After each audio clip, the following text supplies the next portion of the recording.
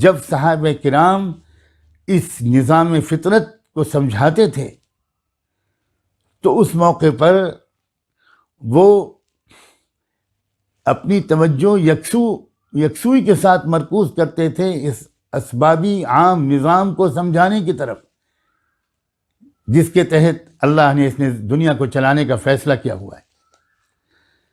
کیا آج ہم اور آپ ان میں سے کسی کے بارے میں یہ گمان کر سکتے ہیں کہ ان کا یقین کمزور تھا، ان میں توکل نہیں تھا، ان میں تقوی کی کمی تھی، وہ غیر اللہ سے متاثر تھے؟ معاذ اللہ، معاذ اللہ، لاکھوں کروڑوں بار معاذ اللہ۔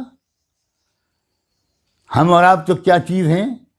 رب کعبہ کی قسم، ساری دنیا کے اولیاء اللہ، ائمہ رشد و ہدایت، ان کا یقین، ان کا توکل اور ان کا تقوی اگر ایک پلڑے میں رکھ دیا جائے اور دوسرے پلڑے میں ایک صحابی کا ایمان، توکل و تقوی رکھ دیا جائے تو میں دوبارہ دہراتا ہوں، رب کعبہ کی قسم، وہ پلڑا جھک جائے گا جس میں ایک صحابی کا ایک توکل، یہ تقوی اور ایمان رکھا ہوا ہوگا، یقین رکھا ہوا ہوگا۔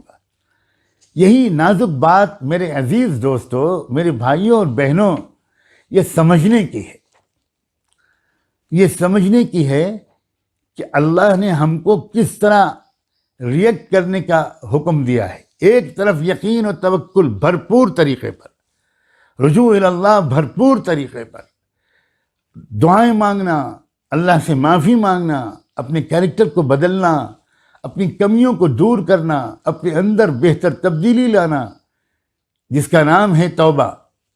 معافی مانگنا الگ چیز ہے، اور زندگی کو بدل ڈالنے کا عزم اور وعدہ کر لینا اور شروعات کر دینا، توبہ اس کا نام ہوتا ہے۔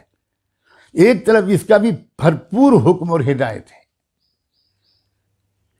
یہ بھی کہا گیا کہ تمہارے پر اگر کانٹا بھی چبھ جائے گا تو تم کو اس کا اجر و ثواب ملے گا، اگر تم صحیح قلبی اور نفسیاتی کیفیت کے ساتھ ریئیکٹ کرو گے۔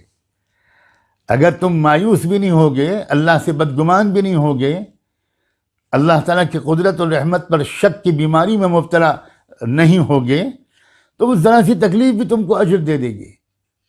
تم استغفار کرو گے تو تکلیف بھی دور ہوگی اور اللہ کی رضا بھی حاصل ہوگی۔ ایک طرف یہ کہا گیا اور خوب کہا گیا، اور اس کو جتنا کہا جائے اور کیا جائے قسم خدا کی کم ہے۔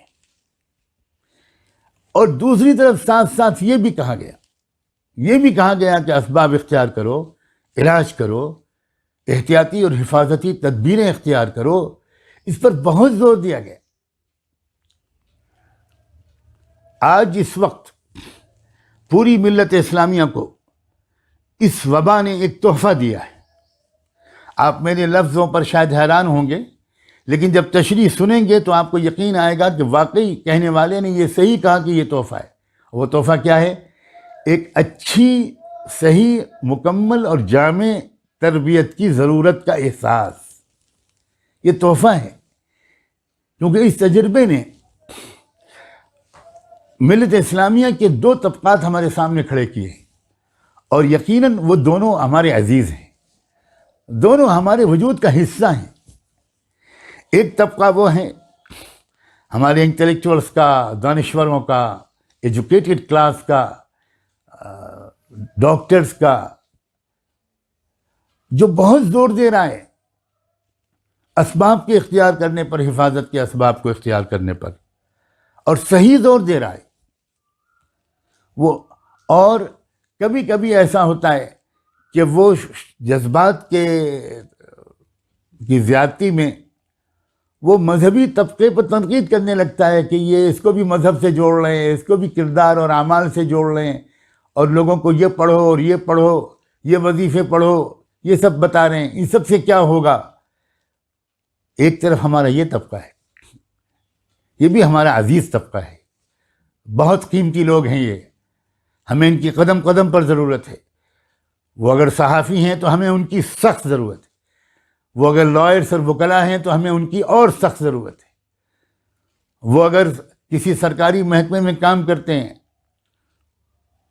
وہ اگر اساتذہ ہیں، یونیورسٹیوں کے وائس چانسلرز ہیں، ایجوکیشن سے جڑے ہوئے لوگ ہیں، سائنس اور ٹیکنالوجی کے کسی بھی طبقے سے تعلق رکھتے ہیں، وہ مرد ہوں یا عورتیں، وہ ملت کا قیمتی اثاثہ ہیں.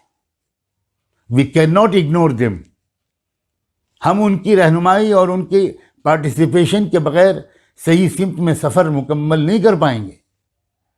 مگر ہو سکتا ہے کہ کسی ری ایکشن کی وجہ سے یا قرآن و حدیث کے براہ راست اور جامع سمجھ کے کمی کی وجہ سے، جو کسی کے اندر بھی ہو سکتی ہے، ہو سکتا ہے کہ ان کی بات کو جب وہ ادا کرتے ہوں، جب وہ تعبیر کرتے ہوں، ایکسپریس کرتے ہوں اپنے خیالات کو، تو اس میں ایسا لگتا ہو کہ جیسے یہ ایمان اور اعمال کے بالکل خلاف ہیں اور اس کی کسی تاثیر کے قائل نہیں ہیں. اسی طرح دوسری طرف ہمارا مذہبی طبقہ ہے، جن میں اچھے خاصے لوگ وہ ہیں. میں علماء کا لفظ نہیں بول رہا ہوں، یاد رکھیے گا. ہمارا اس زمانے کا دیندار کہنے والا طبقہ اور معاشرے کی اصلاح اور دین کی محنت کرنے والے ہمارے بہت پیارے اور عزیز ساتھی، وہ بھی ہماری ملت کا بہت قیمتی حصہ ہیں. یقین مانیے اگر وہ گلی گلی گشت کر کر کے دروازے دروازے پر دستک دے کر اتنی محنت نہ کرتے تو آج ہمارے ملک میں ایمان و اسلام اس طرح نظر نہ آ رہا ہوتا. ان کا بہت بڑا کنٹریبیوشن ہے. وہ کسی بھی جماعت کے نام سے جانے جاتے ہوں، ان کا مرکز شمالی ہندوستان میں ہو یا جنوبی ہندوستان میں ہو یا دنیا کے کسی کونے میں ہو، وہ بھی ہمارا بہت قیمتی حصہ ہے ملت کا. ہاں، یہ موقع ایسا آیا کہ اب ان کو بھی انشاءاللہ محسوس ہوگا، اور خدا کرے کہ محسوس ہو. ہماری دلی دعا ہے، محبت بھری دعا ہے، عاجزانہ دعا ہے، مخلصانہ تمنا ہے کہ وہ ذرا سا یہ محسوس کریں کہ کہیں ان سے بھی اسلام کے اس جامع فہم میں کچھ کمی تو نہیں رہ گئی، اور کہیں ان کی وجہ سے جو اسلام کی سمجھ امت کے اچھے خاصے طبقے میں پھیلی اور پھیل رہی ہے، اس میں کسی ایک پہلو کی کوئی کمی تو نہیں رہ گئی. ایسا تو نہیں ہو رہا کہ وہ جس طرح وہ اللہ پر یقین، اللہ کی قدرت کو سمجھاتے ہیں اور ایمان کی اور نیک اعمال کی تاثیر کو سمجھاتے ہیں، تو ہو سکتا ہے ان کا اپنا ارادہ ایسا نہ ہوتا ہو، لیکن سننے والوں کو ان کے انداز تفہیم سے کچھ ایسا لگتا ہو کہ جیسے ہم کو اسباب اختیار کرنے کی کوئی ضرورت نہیں ہے. ہمیں تو بس اللہ کے یقین پر یقین کرنا چاہیے، ہمیں تو مسجدوں کو آباد کرنا چاہیے، ہمیں تو بالکل کسی کی بات نہیں ماننی چاہیے، نہ حکومت کی نہ ڈاکٹروں کی. یہ موقع ایسا آیا ہے، میں بہت محبت کے ساتھ یہ کہنا چاہتا ہوں، یہ موقع ایسا ہے کہ ایسے تمام حضرات، وہ چاہے رہبروں کی صف میں شامل ہوں، چاہے رہبروں کی تابعداری کرنے والے لاکھوں کروڑوں بھائیوں اور بہنوں کی شکل میں پورے ملک میں اور عالم میں پھیلے ہوئے ہوں، میں ان کی سب سے یہ کہنا چاہتا ہوں کہ یہ موقع آیا ہے کہ تھوڑا سا غور کر لیجئے کہ ہم سے اللہ اور رسول کی منشا کے سمجھنے میں، اسلام کی تعلیمات کے سمجھنے میں اور اس کے ایک پہلو کے سمجھنے میں کچھ کوتاہی ہوئی ہے، اور شاید اچھی خاصی کوتاہی ہوئی، اور اس کا ایک فطری سا نتیجہ اس وقت نکل رہا ہے. ذرا غور کیجئے، سیدنا عمرو بن عاص اپنی امت کو ہدایت دے رہے ہیں، اور کیا کہہ رہے ہیں؟ وبائی شکل میں ایک دوسرے کے ساتھ نہ رہو، الگ الگ ہو جاؤ. کتنا سائنٹیفک دین و شریعت ہے اسلام، قربان جائیں. سوشل ڈسٹینسنگ مینٹین کرو. میں پورے بھروسے کے ساتھ تفرقو کا ترجمہ کر رہا ہوں، الگ الگ ہو جاؤ. یہاں تک کہ وہ فرما رہے ہیں کہ تم اپنے گھروں میں رہتے ہوئے اگر آئسولیشن نہیں کر سکتے، الگ الگ نہیں ہو سکتے، تو پہاڑوں پہ جاؤ.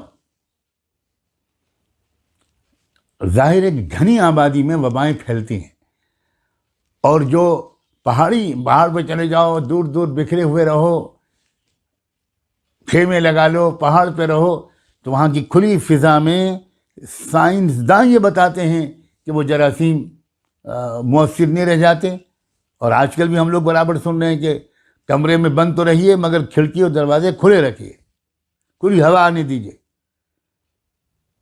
قربان جائیں اس نبی امی رحمت دو عالم آقائے نامدار محسن انسانیت صلی اللہ علیہ وآلہ وسلم کی اس رہنمائی پر، جو کس قدر ریشنل، کس قدر لاجیکل، کس قدر سائنٹیفک بھی تھی۔